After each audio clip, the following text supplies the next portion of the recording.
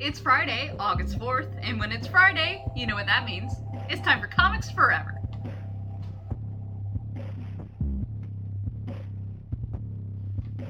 Welcome back to Comics Forever, the weekly show where I tell you about all the comics that we love that you should be reading.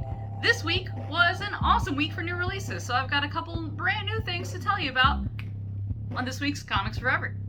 Let's get into it. First up, we've got a new #1 from Image Comics, The Sacrificers, from Rick Remender and Max Fiumara. There was a free comic book day issue. If you read it, it is the same as this issue. I did not read it, so I was really excited to check this one out.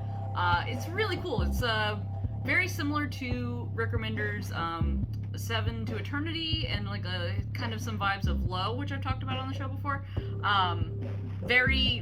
Immediately incredible world building.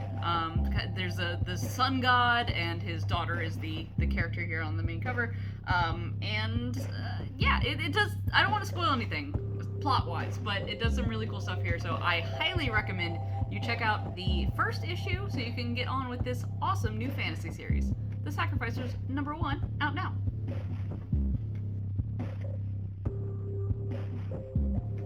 Next up, a book that I cannot tell you the plot of, but it is gorgeous. Doctor Strange, Fall Sunrise. So this book, it's by Tradd Moore. It is phenomenal looking. I read it, but it feels more like a guided, like, peyote trip, and I mean that in the most positive way possible. The visuals in this book are just like literally oozing off the page, and it is so pretty. So make sure you get the big treasury edition while it lasts. They did Tradd Moore had another book called Silver Surfer Black, which was excellent, and they had the big treasury edition, and now it is very sold out, and everyone is remorseful who didn't get it because his art deserves to be looked at in this giant format. So you should get a copy of Doctor Strange Fall Sunrise today. So yeah, this is what the back looks like. Just imagine what the inside looks like. Come on.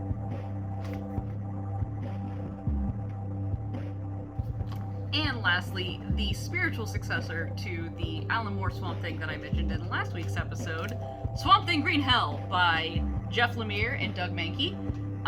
This book is awesome. Essentially, it's established a little bit later in the Scott Snyder Swamp Thing run, which is fantastic. There's the Parliaments. There's the Parliament of the Green, which is plants, the Parliament of the Red, which is animals, and the Parliament of the Rot, which is death for both plants and animals.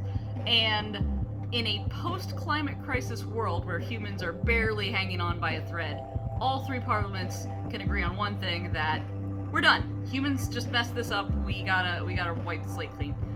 So the humans need to bring back Alec Holland from his heaven that he's been residing in to get him to save humanity one last time. It's awesome. It's just a 3-issue mini. It's one of these Black Label books, so it's out of continuity. It is just a blast. If you like Swamp Thing, if you like horror, if you like DC, this is a great read. So get Swamp Thing Green Hell today.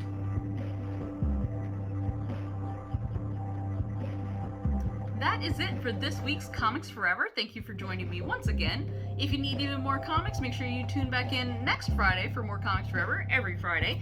And in the meantime, check out my podcast, Tales from the Short Box, wherever you get your podcasts. Until next time, Comics Forever.